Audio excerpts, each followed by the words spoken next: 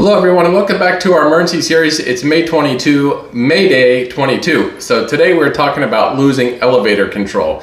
Now this is one of them that we're glad that doesn't happen very often, right? But it does happen. So the reports are, it goes something like this. You're flying along, you hear a bang, a pop, and then the pitch of the aircraft changes. So you go to correct the pitch, but the yoke feels light, right? It has no resistance. Kind of like you're on the ground in the run-up area, right? Making sure your controls are free or correct. There just isn't any resistance there. So if this happens to you, what do you do?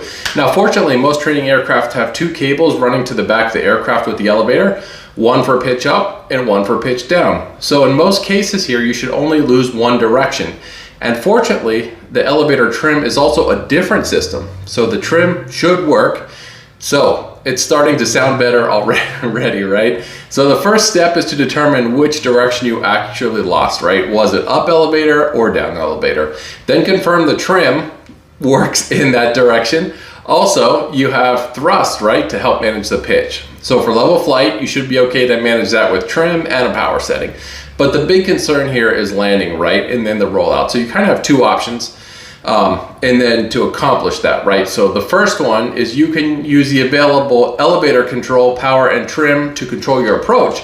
Then when you want to flare, you can start messing with the trim to get your nose up pitch attitude, right? The other option would be to say purposely trim nose up and then apply forward pressure to keep the nose level.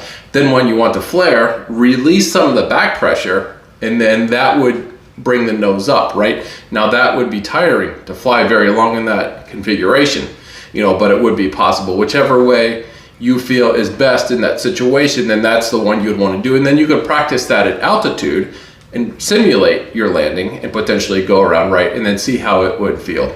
So those are some of the tools you have to work with. And then when you're ready to land, find as long of a runway or field as possible. And then that gives you the most amount of time and options, right? So day 22, elevator failure. Hope this doesn't happen to you. If it does, now you have some tools in your toolbox to help bring the flight back to a successful landing. So thanks everyone for watching today. Fly safe. Hope to catch you tomorrow on May 23.